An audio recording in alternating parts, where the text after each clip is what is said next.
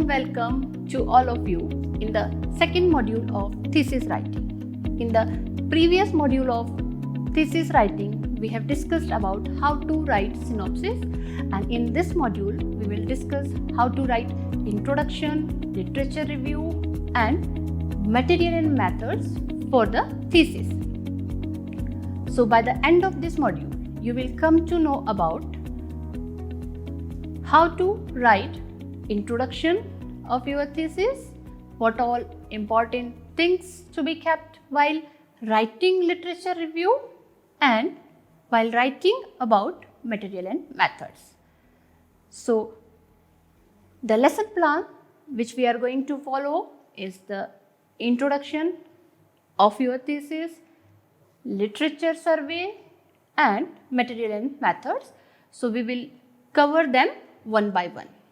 So now moving to the introduction part.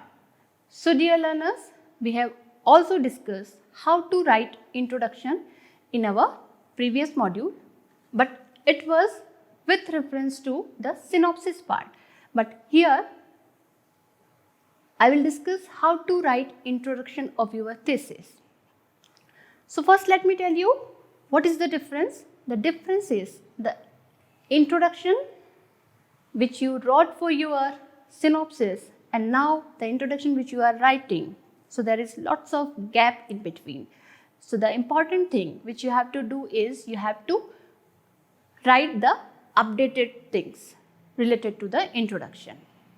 The introduction of a thesis should be broad enough. You should cover all the aspects related to your research, and you should mention what all work already exists in this area and what are its limitations and deficiencies.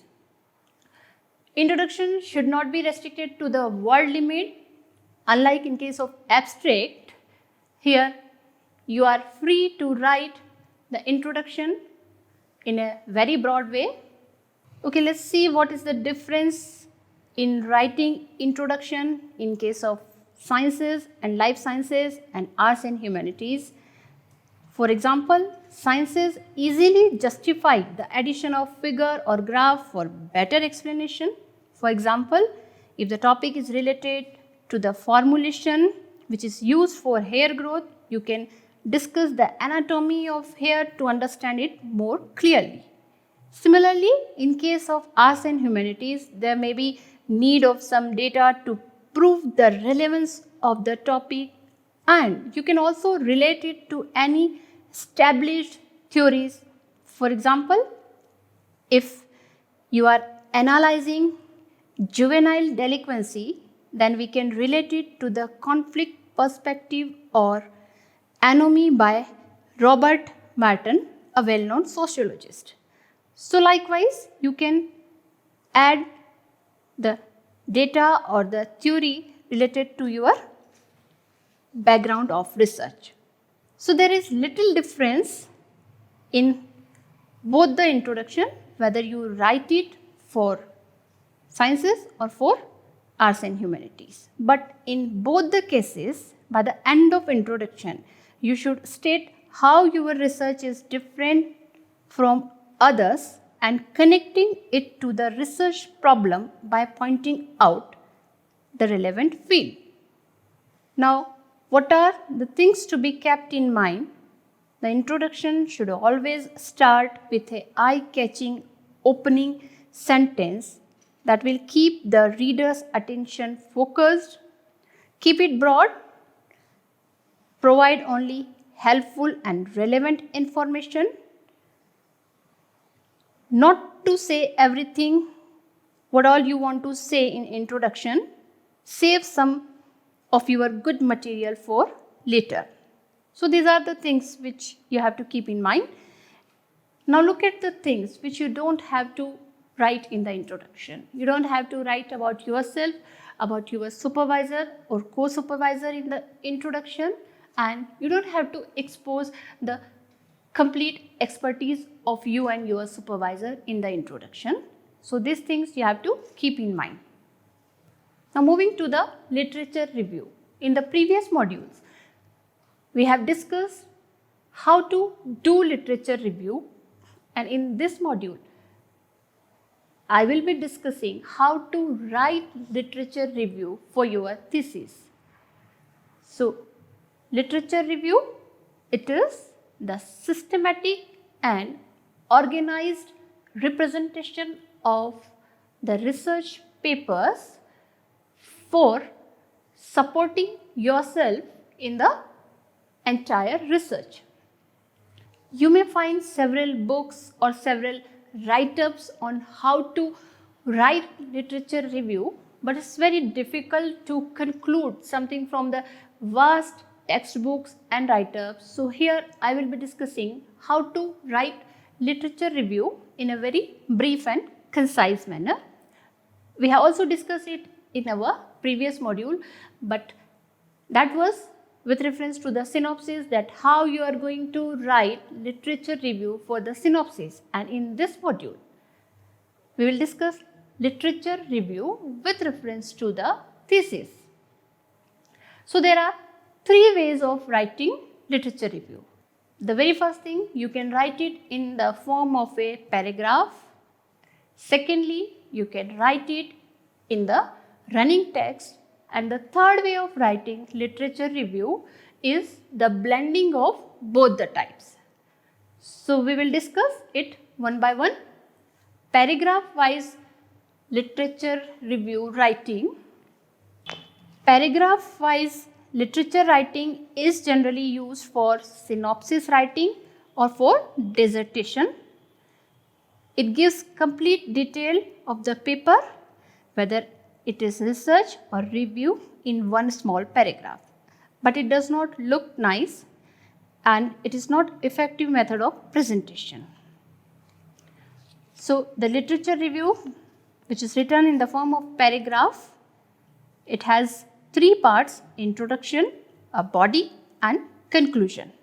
So the introduction, little introduction about the topic as to form the background, following name of author and year of publication. Second part, the body part, which consists of brief actual work done.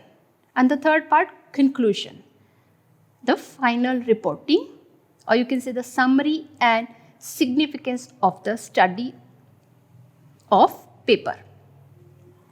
So as you can see in the example, that how the paragraph wise literature review is written of a research paper. As you can see, Adhirajan et al., that is the name of the author, and the year of publication, that is 2000 work studied. Here the author has mentioned the different plants, and finally mentioning and concluding it with the result. So this is how you are going to write the literature review in the form of a paragraph. The second way of writing literature review is writing it in the form of a running text.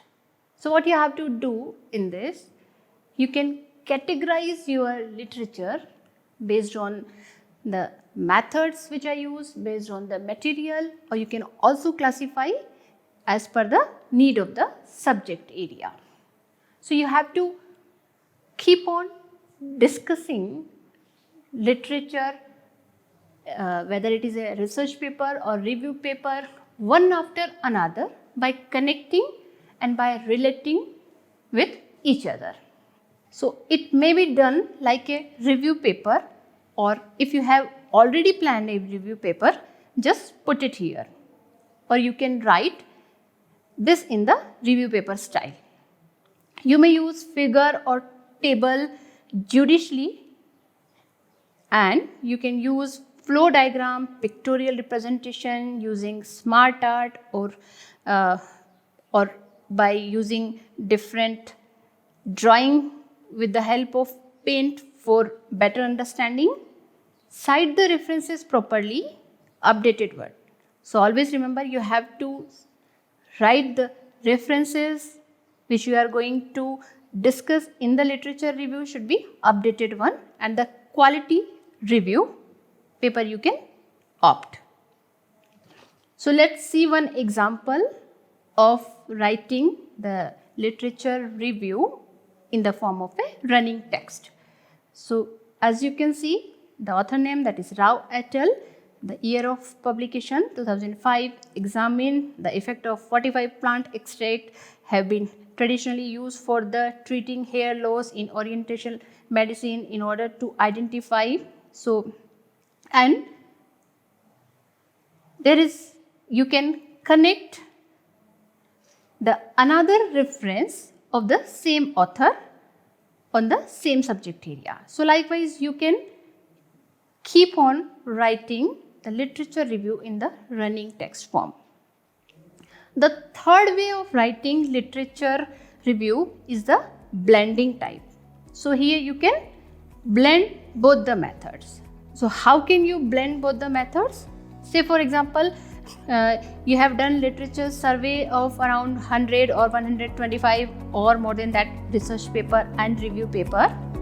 So you have to select first 25 best paper supporting your research, so you can write them in the paragraph form, and rest of the literature based on the classification of material, methods or any other type of classification, you can present them in the form of a table.